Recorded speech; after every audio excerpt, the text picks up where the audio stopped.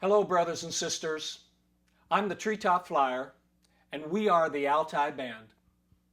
I would like to introduce you to our Agenda 21 documentary. Our intention is to create a dynamic, continuing educational wake-up call utilizing a combination of spoken knowledge and information and music and visual arts. For those of you that remember the 60s and the 70s, that great period of intense and dynamic change, it flew on the wings of artistic expression, music, dance, literature, poetry, and visual arts. Our intention and our mission is to reignite those fires and awaken a sleeping, mesmerized, demoralized citizenry into action. This is particularly important for the younger people, for they are losing hope, and we have not given them very much to look forward to into the future. With that said, let's move right into our first song. It's titled, very appropriately, Welcome to the New World Reservation, because the situation we are now facing is very much like in the past when the government placed the indigenous Native American First Nations people on reservations, absolutely controlling their life. We now are in that situation, all of us. So Welcome to the New World Reservation will be our first song. Please listen carefully to the lyrics. They convey a profound message. Here's a song we created. Welcome to the New World Reservation.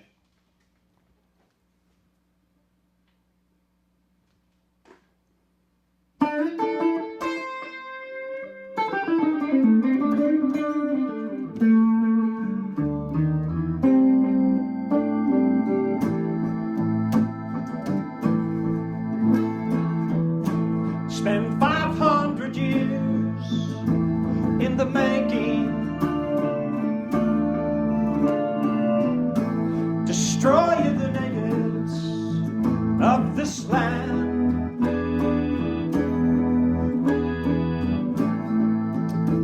Now it's time for the taking. The moment of truth is at hand. This time it's your land, thereafter. This time it's your freedom that has flown. Welcome to the New World Reservation.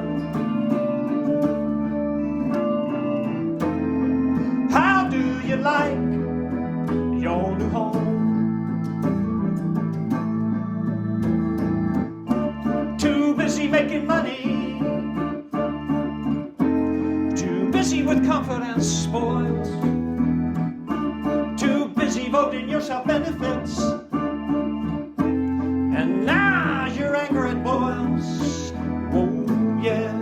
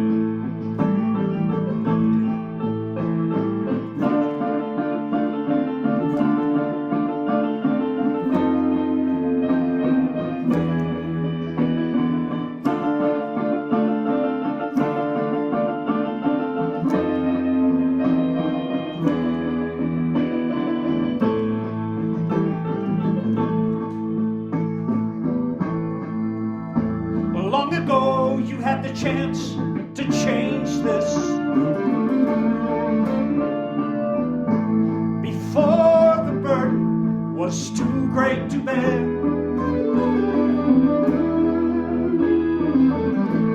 now prison bars have closed around you. You've been sleeping all these years.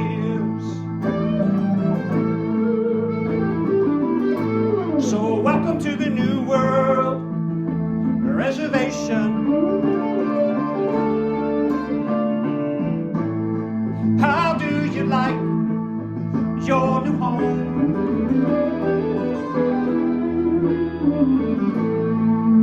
This reality that you've been making is no one's fault but your own.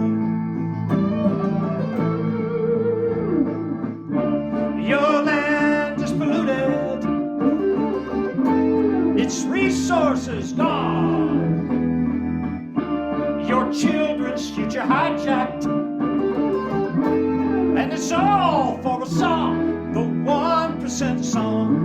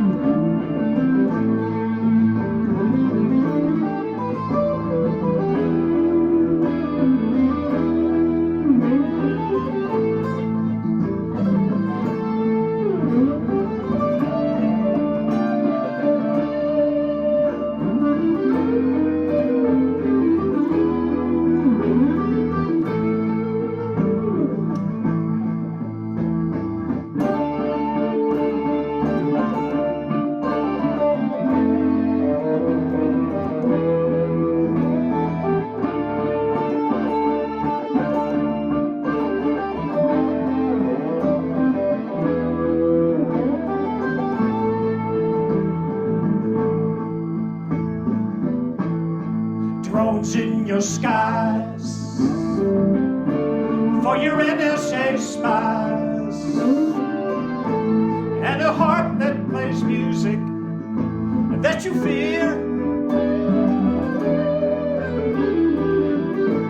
believing in lies, your apathy flies. The end of your freedom is so near. So raise your flag and salute to its glory, while your military machine marches on and on and on. Welcome to the new world, reservation. Please tell the children, please tell your children, please tell the children what went wrong.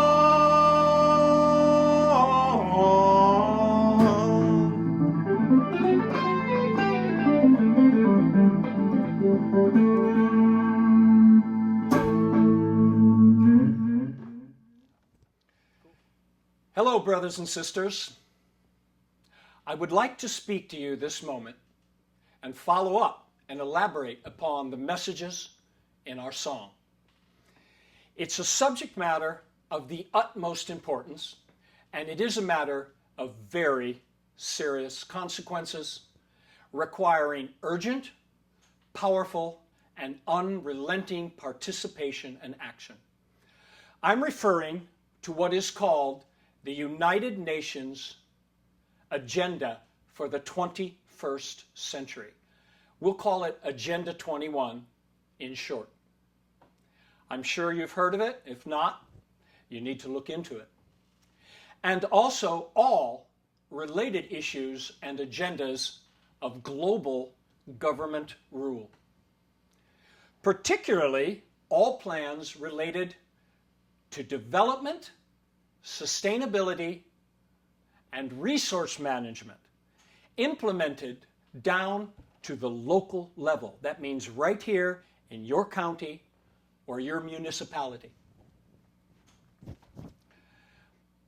I want to make it very clear from the very start here that I am not in unilateral opposition to sustainability or environmental protection. Absolutely, quite to the contrary. I have been passionately involved in those efforts all of my life.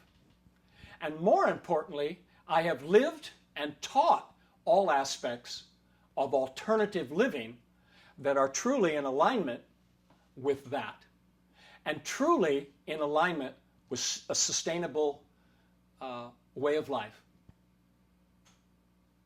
I live off the grid as self-sufficiently and sustainably as possible. I live with the smallest possible environmental footprint, as it's popularly called today. And as a living example of that, I have inspired and taught many, many people to do the same. And I've watched how it changes and enriches their life. Now, what I need to do here is to lay a foundation. I'm a master builder. I understand how to build things. You have to start with a foundation. If your foundation is weak, then whatever you build on top of it will be equally weak. So let's go back in time to the birth of our country. If we don't understand how we got in our present condition and situation, then we're not going to be able to understand how to get out of it. The same thinking, the same paradigms of thought and living, and the same consciousness, if you will, that gets you in a predicament is not really capable of getting you out of it. It will keep recycling around and round, making the same mistakes, and that's where you get the cliches of history always repeats itself. So at the birth of our country, the intention was to create a constitutional republic, not a democracy. Democracy was rarely seen in a positive light at that time at all. And they spoke very openly and freely, and there's much written historically about their attitude toward pure democracy, real democracy. A constitutional republic operates with democratic principles, don't misunderstand me, but an actual democracy was not what they were trying to create. Today, we are neither a democracy nor a constitutional republic any longer. We are a strange, multi-faced hybrid of governmental forms, like some kind of mutant creature from the Black Lagoon, if you've ever seen that movie. We're another kind of GMO, which stands for governmentally modified organism. We waged war globally under the pretense of protecting and spreading our supposed democracy. Yet in fact, that supposed democracy is totalitarian in nature and in its operational form. Its functional reality is absolutely totalitarian, yet we've lost sight of that. Now I'm going to give you a definition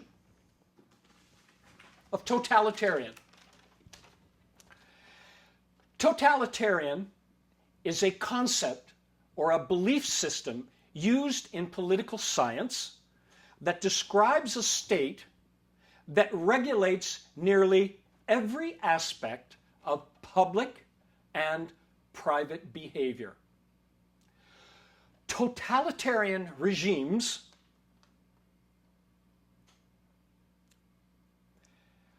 maintain themselves in political power by means of secret police, propaganda that is disseminated through state-controlled mass media, personality cults, and regulation and restriction of free and open discussion and speech.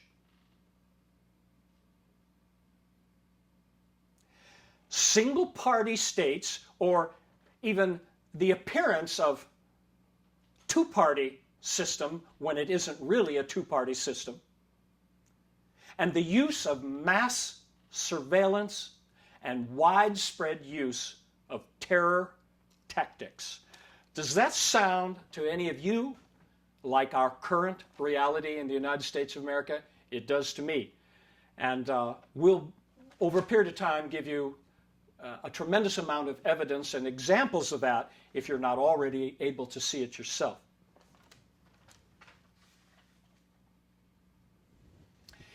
In actual methodology, we operate much more like an imperialistic empire, remarkably like the ancient Roman model. In fact, we are so absolutely historically following in their footsteps that it would astonish you how exact we are matching the Roman Empire, including our current commercial law. The ancient Roman commercial law was called the Lex Mercatori. That is today's uniform commercial code almost exactly. It's just been brought forth, perfected, and with the addition of a lot of technology. But it's the same basic commercial law. Today, we are a massive pyramidal power structure consortium consisting of private banking monopolies, supra-government agencies, military-industrial complexes, intelligence agencies, secret societies and clubs, tax-free foundations, and policy-making think tanks that are all rather ruthlessly marching upon the people in covert resource wars and totalitarian agendas. Think about where all of this is heading. Think 7 generations ahead. That wonderful Native American concept. Think where our current reality is going in the future. Now, it's time for our second song. And our second song is called Ashes of the Republic. And it's about the development of this country, this fabulous experiment in freedom and self-rule, and what has happened to it. So let's move to that song now.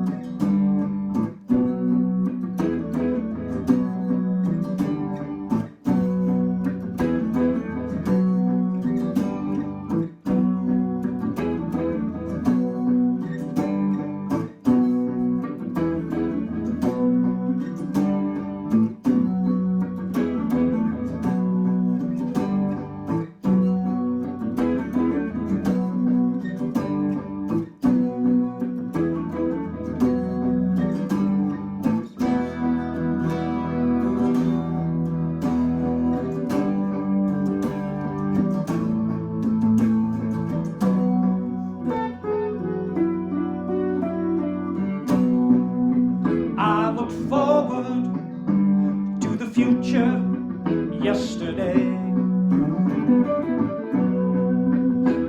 I saw in this vision won't go away.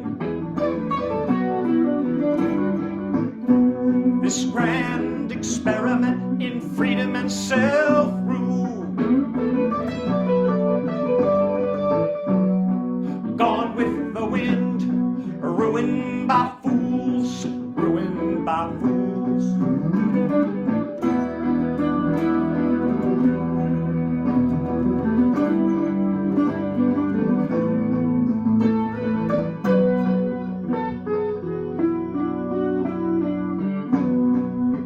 We were born from the ashes of Greece and Rome,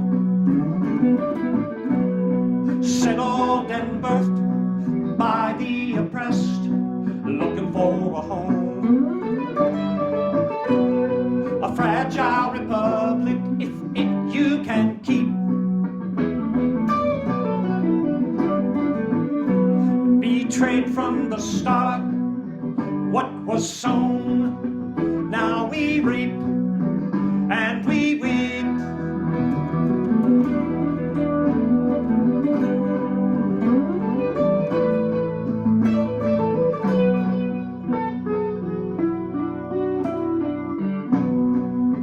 The false gods of commerce and technology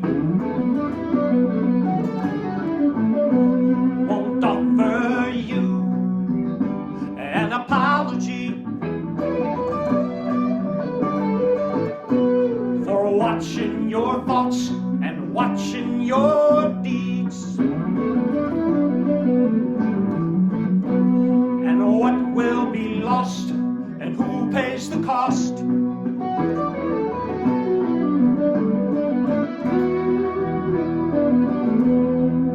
A big brother taking care of your needs.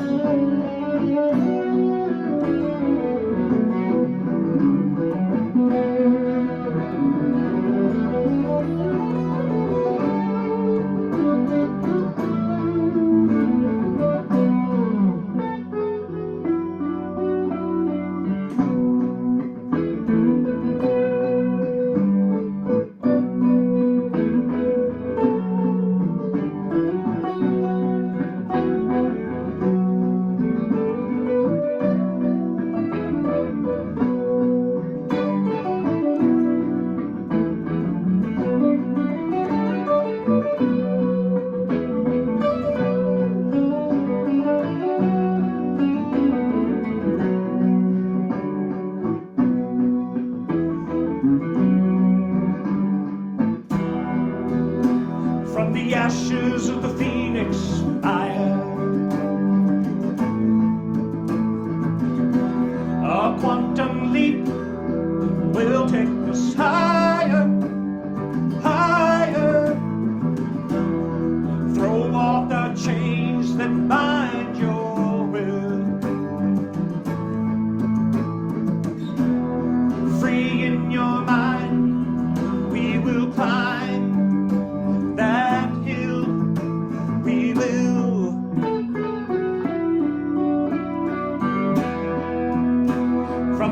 ashes of the phoenix fire. A quantum leap will take us higher, higher. Throw off the chains that bind your will. Free in your mind, we will climb that hill. We will.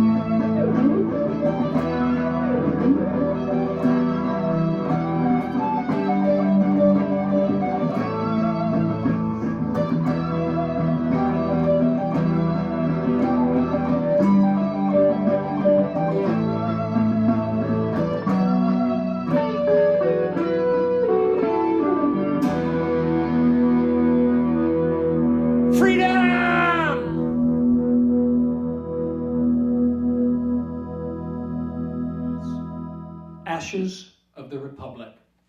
And it's about the foundation of this country and its beginnings and what it was supposed to represent and what it could have been and what it's turning into.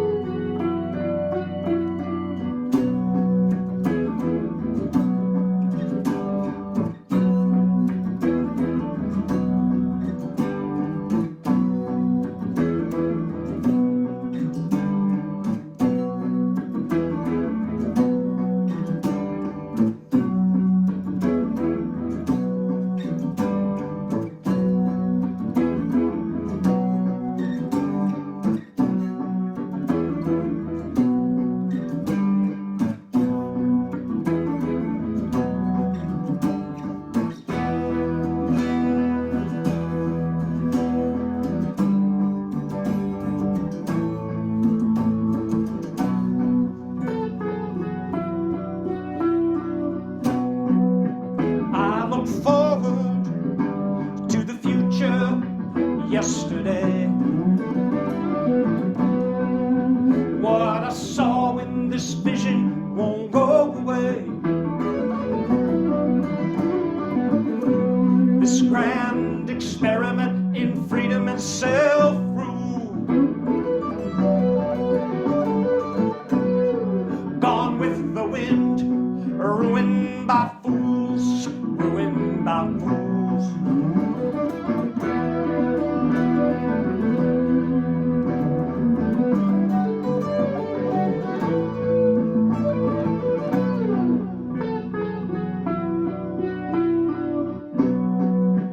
We were born from the ashes of Greece and Rome, settled and birthed by the oppressed, looking for a home. A fragile republic, if it you can keep. Betrayed from the start, what was sown, now we reap, and we weep.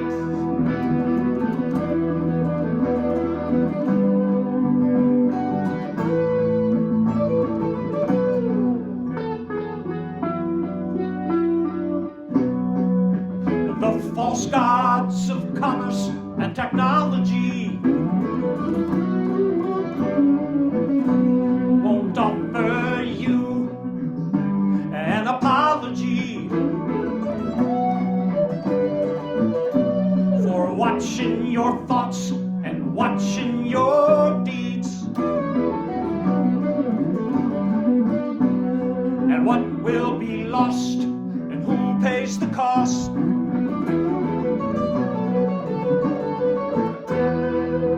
A big brother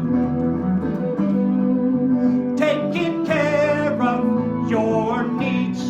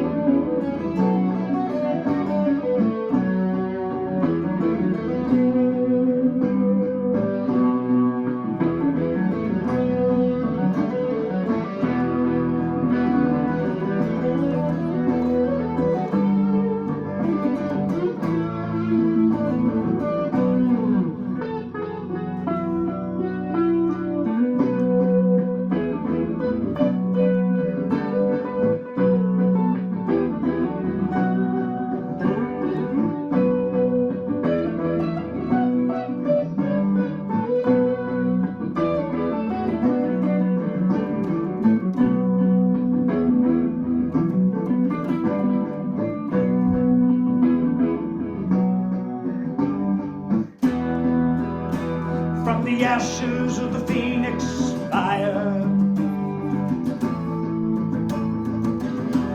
a quantum leap will take us higher, higher.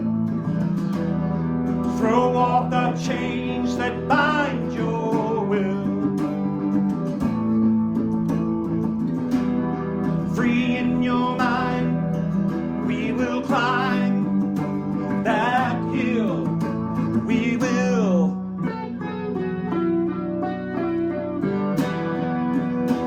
From the ashes of the phoenix fire, a quantum leap will take us higher, higher.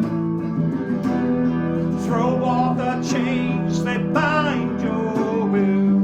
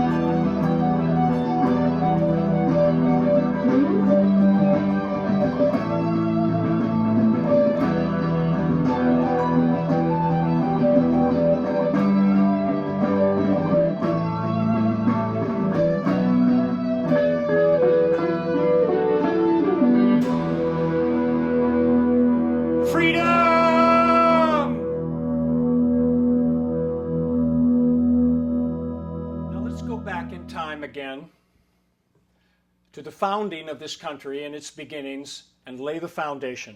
Again, we have to come to understand how we got to our current situation, or we're unlikely to be able to figure out how to change and get out of it. Let's talk about the original Constitution of the United States of America, the original organic Constitution. I've spent much time in my life studying it and the historical sequences leading to its creation. I've done my share of defending it from further degradation, but most importantly, absolutely most importantly, endeavoring to live the principles and unalienable rights and liberties supposedly guaranteed by the Bill of Rights contained therein. Over time, and with much experience, some not so pleasant, I've come to understand the following realities of our current situation. Most Americans are under a huge amount of mythology about it to begin with. Number two, in my point of view, it was absolutely flawed from the start in some ways. In particular, its exclusion of women, indigenous Native Americans, and the African Americans who were slaves at that time from equal status, equal participation, and equal protection. They were simply excluded or forgotten. Now, it simply wasn't in their political consciousness or their understanding at the time to do other than that, but I think some tried and some wanted to. The Native Americans they held many councils with very definitely advised them that they would have to come up with a different approach if they wanted it to last any period of time, but that wasn't really listened to. So there was a very deep fracturing and flaw from the start, in my point of view. Now, third, our current government, our current judicial system, and our economic system that we are in now, and as we've moved into that current economic system, are completely hostile toward it. In fact, they don't really operate under it at all. They're under another body of private commercial law. They don't like to admit this to the population, but it is a fact. So they're very hostile toward it. If you don't believe me, go into any of our courts today and start talking about your constitutional rights or your unalienable rights and watch what happens. Even though they swear oaths to uphold it. We'll talk about that in great detail later. Number four, the vast majority of the population is disconnected from it. They have lost its protections. They have lost their understanding of how to defend it and have been moved into a completely different status and situation. So here's some historical facts, I think accurate historical facts, concerning its creation. Lawyers and Federalists, Alexander Hamilton, James Madison, and John Jay, were the dominant authors and framers. It was not intended to work as advertised from the very start. Their constitution and their government was the most devious and protracted coup d'etat in history, an intentional betrayal of the Revolutionary War victory. Now, I know there are many people out there who are going to react to what I'm saying, but I would ask you to research and dig deeper. this is what is included in our lyrics of our song. I'm talking about what has occurred here. The years 1787, 1788 were the first American Civil War, in my opinion, and it got very intense and was a tremendous battle between the Jeffersonian-led anti-federalist agrarians versus the banking, elitist, mercantile, and industrial monarchists. This was the Hamiltonian Federalists, as they're called. The Federalists pushed, coerced, agitated, and forced their Constitution, the Constitution they wanted, as written, without Jefferson's Bill of Rights. Imagine the situation we would be in today if in all our beginning history we didn't even have the Bill of Rights. We'd be in a much, much more severe totalitarian situation than we are today. At the Constitutional Convention, not the people of the states, the people of the states did not get a chance to vote for what they wanted and have that introduced at the Constitutional Convention. The people of the states wanted an Articles of Confederation plus a Bill of Rights. They clearly did not want the Constitution of the Hamiltonians. Now I want you to think about that. I want you to think about, from the beginning, the majority of the population who at that time were sovereign state citizens. The states were sovereign countries.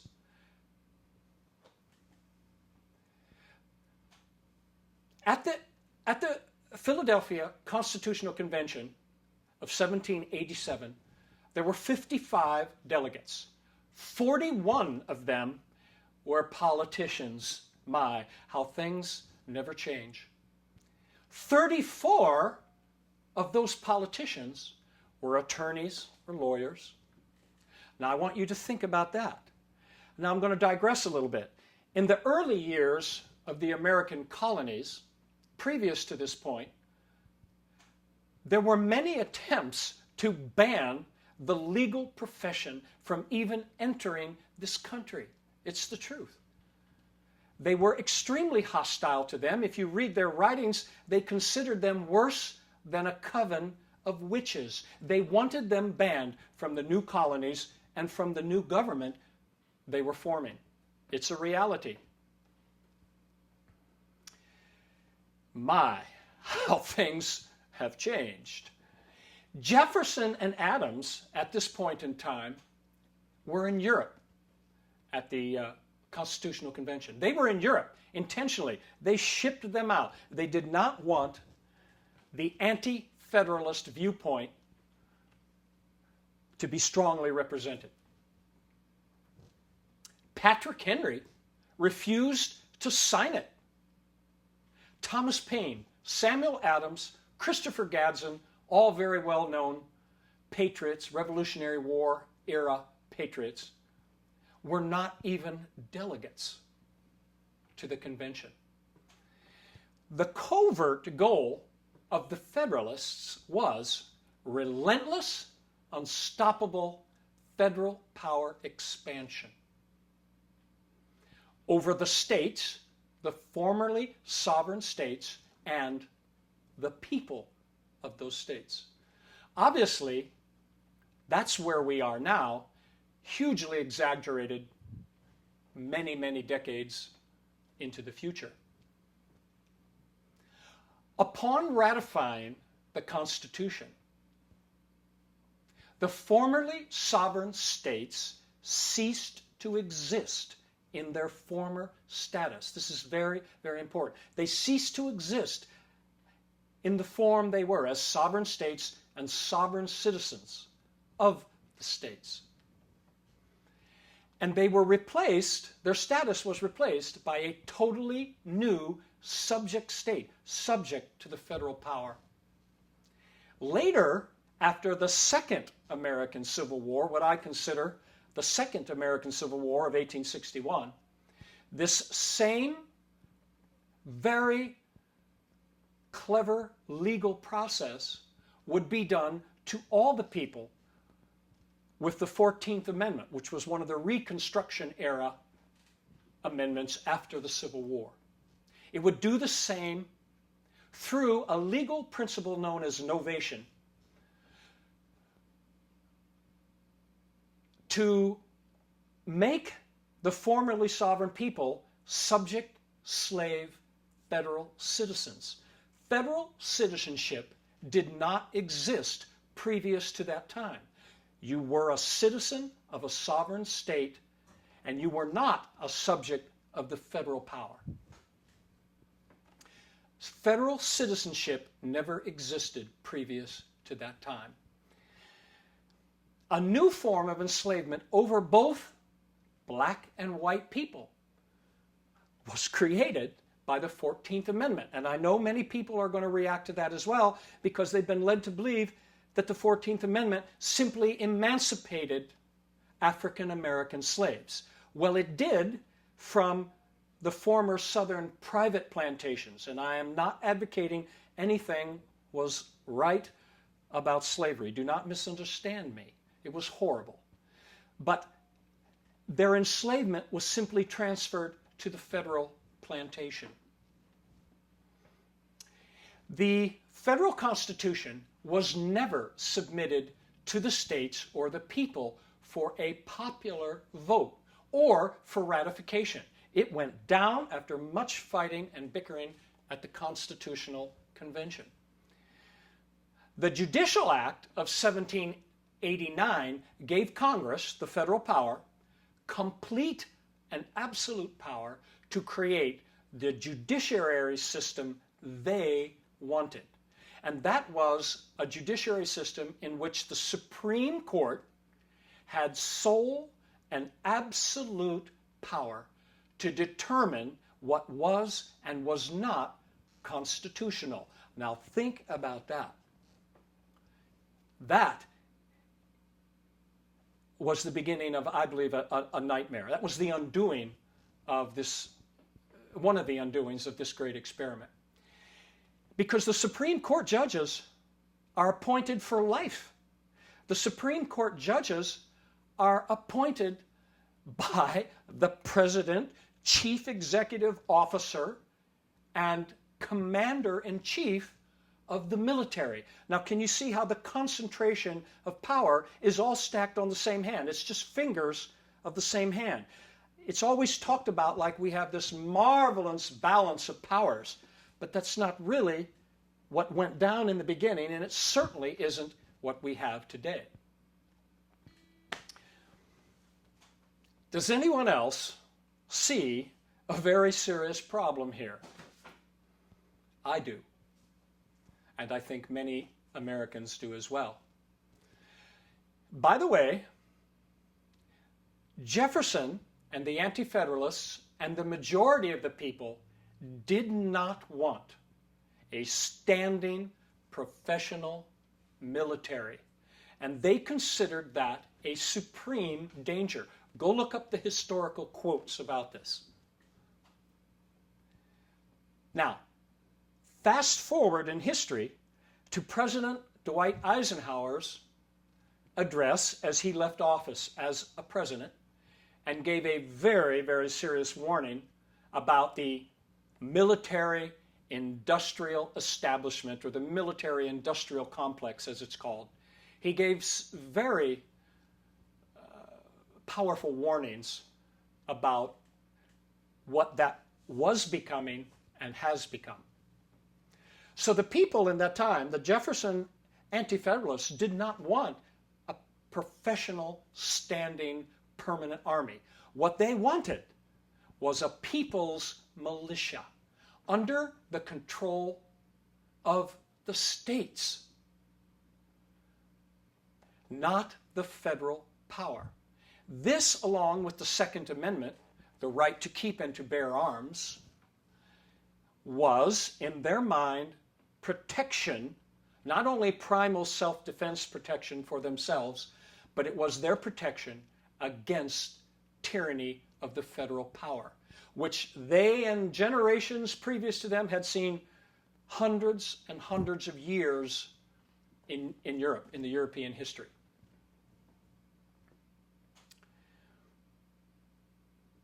These same Hamiltonian-led elitist Federalists and their friends and agentur were also the first to profit by the consolidation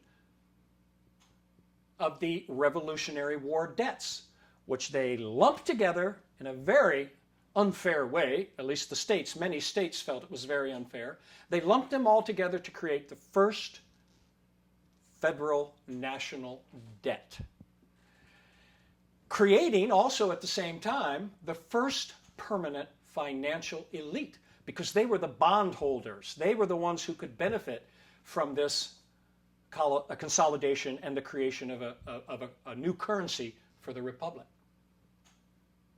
This would later become the driving force for a national bank, a federal national bank, and of course later would become the Federal Reserve System that we have to this day. It took till 1913 to get that in, but there were many, many, many attempts and failures and attempts and failures, and Andrew Jackson fought it, and Lincoln commented upon it. It was fought very aggressively, but in the end, the bankers won. Also, at the beginning, King George himself and the French monarchy and the House of Rothschild also were among the first financiers of the early republic. So they had their hooks, their claws were in the financial beginnings of this fragile republic from the very start. They never released the new republic in a victory from the English Empire. They continued to go after it and after it and after it. That's what's meant also by my lyrics. The major problem in the original Constitution also is its implied powers, the implied powers of the federal, and the wording that was left purposely very vague, as in the necessary and proper clause and general welfare, many, many terms that they knew could be manipulated in its interpretation over a period of time. And the federal power always has kind of like leverage to do this greater than the people do. One more thing, and dig this. The 1798 Alien and Sedition Acts, under that, anyone could be arrested who even spoke out against the new federal government by 1798. This was due to piracy problems on the high seas and a situation which led very rapidly to the invasion of Tripoli. Already, we were an army on the march. We were an empire on the march. This also was the beginning of war powers and police powers, the concentration of war powers and police powers into the federal government arena. And of course, that continues to this day with exponential increase right up to 9/11 after the bombings of the towers in New York, and the Homeland Security Acts and the Patriot Acts and the Victory Acts and all these acts which essentially have dismantled whatever was left of constitutional protection at this time. Now let's pause here. Let's pause and move forward to today's extremely Orwellian, technotronic, super surveillance, military, police state, world government. I want to give you a little statistic. In 1980, SWAT, military-style police SWAT team raids, that's militarized police forces in America. In 1980, there were approximately 2,884 of them. Today, last year, 50,000 SWAT raids on private citizens, mostly under the guise of the drug war. Now tell me if that isn't an absolute war against the American people. 50,000 militarized tactical police raids, kicking down doors, harming people, many of whom were found to be innocent, to not have any evidence to convict them of anything, but there were 50,000 of them. That's a reality of today. Now, think about that and where we've come from our beginnings to now. Either the Constitution authorizes this kind of transformation, or it and we as its citizens are powerless to prevent or stop it. Why have we not been able to turn this around? I hope to elaborate much more in detail on this in further presentations, but this is a beginning. Now, the greatness here in the Constitution and in that early time was, in my point of view, the Declaration of Independence and the Bill of Rights. The Bill of Rights gave us unalienable rights from our Creator, what the citizens of that time believed their Creator to be. Those unalienable rights did not come from the newly created government. Think about that.